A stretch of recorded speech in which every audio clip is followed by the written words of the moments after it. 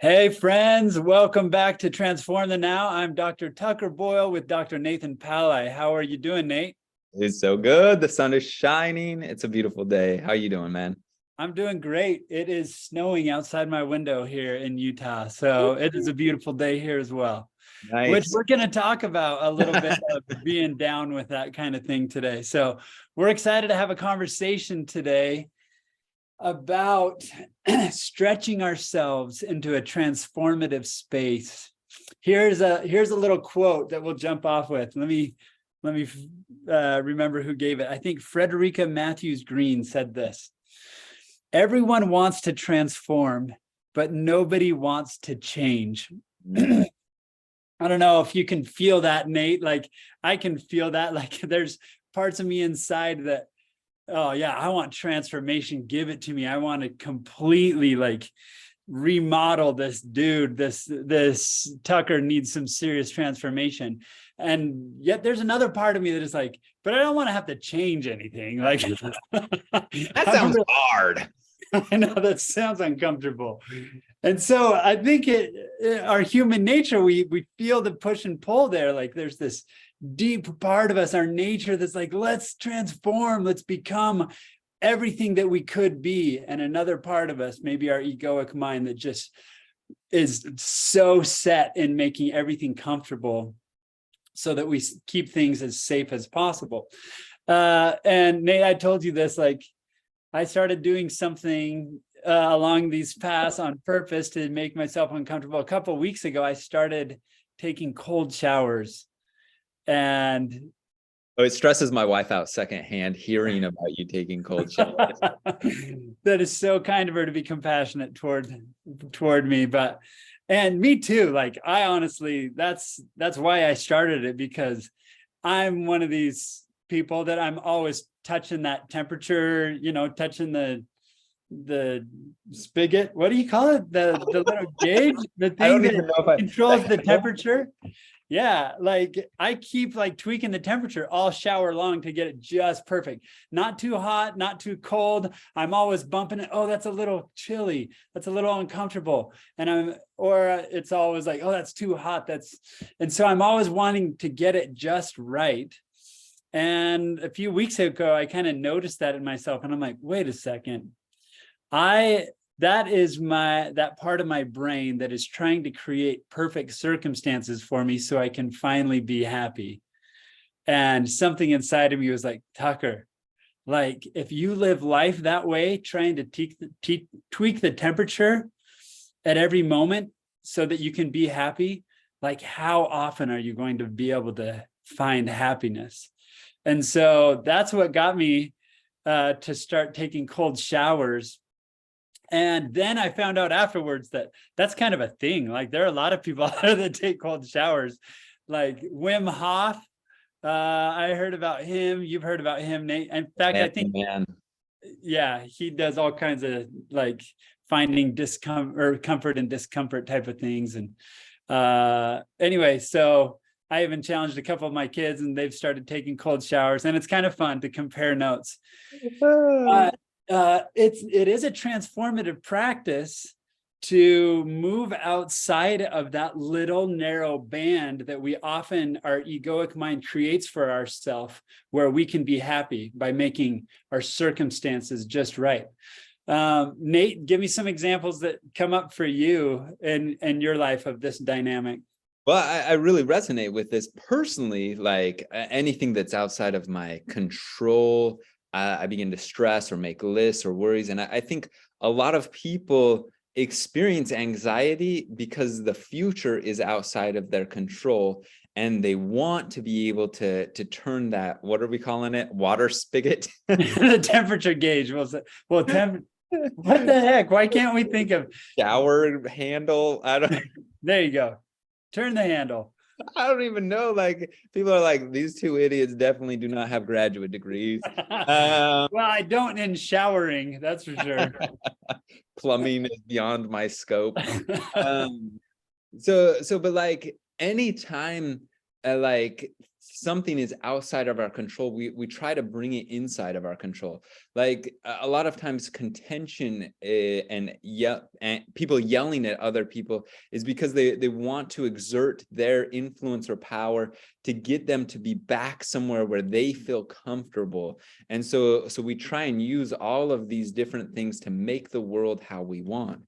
But unfortunately, like the world is so completely outside of our control. Like the idea that you, this one small human, has any control of this rock floating through the vastness of space is so ludicrous and laughable from a big perspective that it's just silly if we can get perspective over it.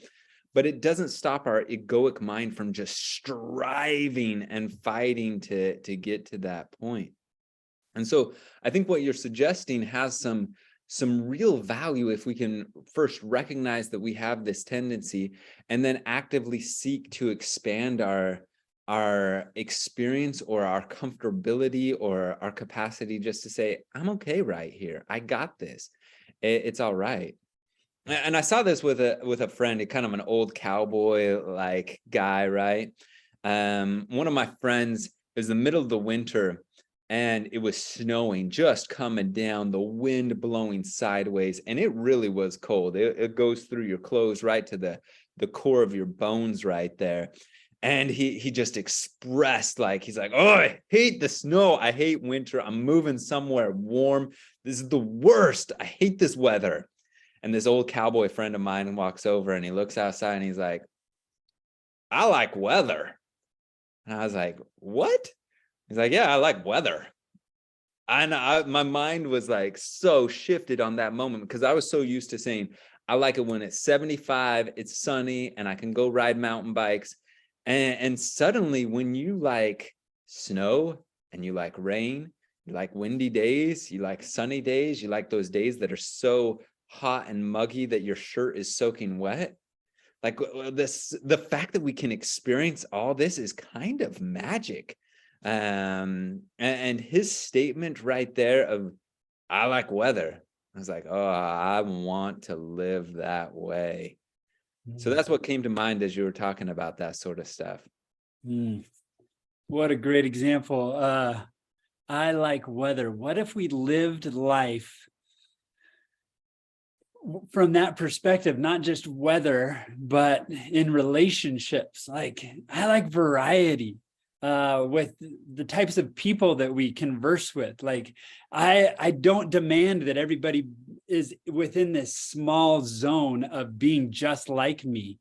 Right? Like this expands not just into person, like physical comfort, obviously, but socially and in how we work, how we grow, what we read, what we take in, what we learn. Like, how would life be and how would we transform if we could, instead of tweaking that temperature gauge everywhere we go in every situation, if we could just be like, man, I like weather. I want to experience this person who is completely different than me in mindset and in the way they live life. And what would it do to transform us? That's a fascinating concept, Nate. I love that story, and it's getting my mind going. This inner desire that we have to control. In fact, I bet we could all stop and think, okay, so what relationships are kind of rough right now in our lives? And is it because I'm trying to control them? Is it because of this dynamic where I keep trying to tweak the temperature gauge of this relationship to get somebody inside of my temperate zone? Is that the right word? Yeah. Or phrase? This is a fundamental, like, deep way of conceptualizing the world and life that could really transform if we can just start to open up and enjoy weather, variety.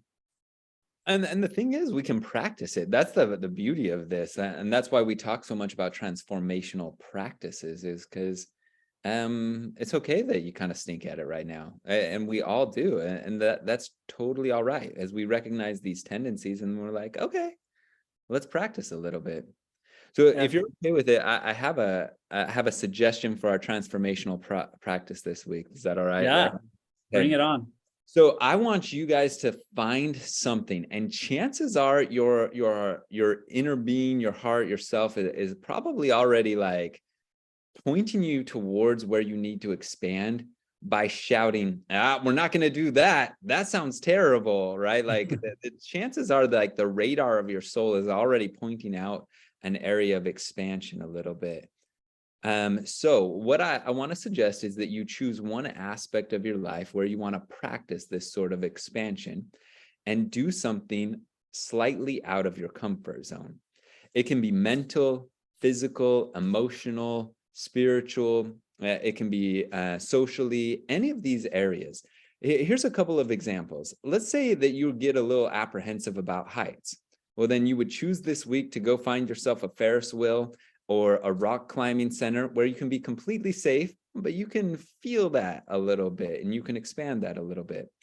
Or let's say you're one that likes it always cozy. Maybe you go one less layer when you walk outside, where it's not like a shirt, a flannel, a coat, and a sweater. Maybe it's just 3 of those layers instead of 4. Or maybe it's a cold shower.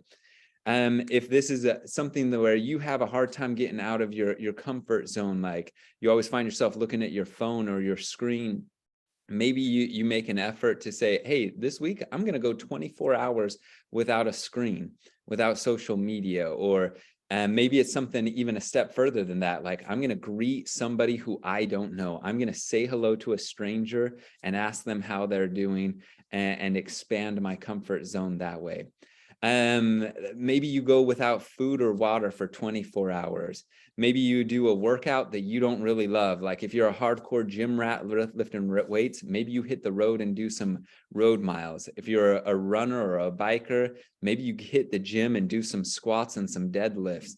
Tucker, there's a million of these. Any come to mind right here?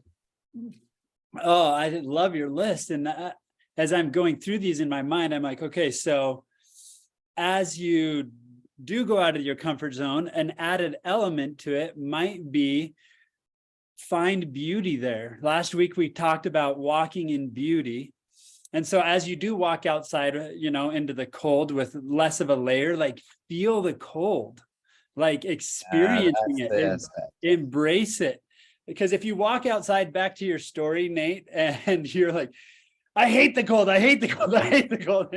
And the whole experience is resisting it, then it doesn't give you space for transformation. If you're going outside of your comfort zone socially to talk to somebody that you don't normally talk to, and you're like, this person just bugs me the whole time, then you're not actually transforming, you're entrenching in, right? And so like if you're going outside of your comfort zone to talk to somebody that you normally wouldn't, find something that you appreciate about them. Like find something that you can learn from them. So I guess one step is stepping outside of the comfort zone. And the next would be like embrace it in some way and find something there that expands that so it becomes a new space of comfort. And may I suggest that I love that. I think that's crucial to what we're talking about. And sometimes you don't even have to try to do it. You simply have to open to it. And I know that sounds a little bit strange, but picture yourself relaxing into it, relax into the cold, or open your heart. Like even picture opening the area around your heart and being open to it.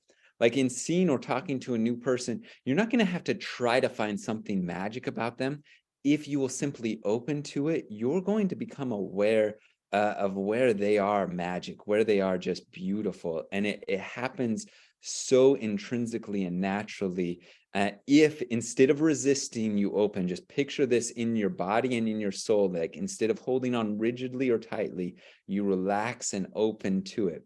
And I know that sounds a little hippy dippy. I get it, but try it for me. Okay. Just experiment with it and try it for me. Yeah, let me give an example, Nate, with my cold showers. When I first turned the water all the way cold, now it's winter in Utah right now, and that water has got to come straight off the snow on the mountain. Holy cow.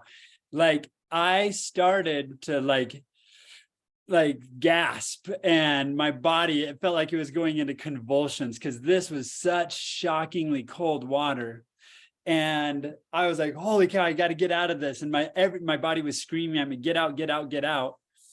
And something crazy happened at the moment as well, simultaneously, is there was a part of me deep inside that just kind of watched my body and smiled, right? And was like open to this experience of like, yeah, that is really cold. And I felt myself like from we call it the seat of consciousness or the observer, or from that transformative space, watching my body in that discomfort.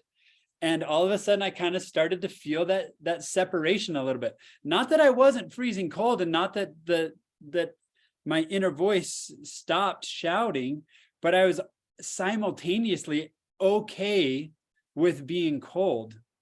That's where transformation comes. And honestly, sometimes I take that cold shower and I can never sit back in that seat of consciousness, but it's practice. It's getting yourself there, out of that comfort zone, and then sitting back in that seat of consciousness, just open to a new experience. And like you're saying, Nate, like transformation happens, things unfold, and life, like it just starts to change before your very eyes, and you start to enjoy weather. I like weather. Yeah. So that's our challenge. Find one thing, just one thing to practice this week, and open up and see how it goes. Anything else? That's it. So good to be with you, Nate. Thanks everybody for listening. We love you. We hope that you're enjoying some transformation along this path. See you next time.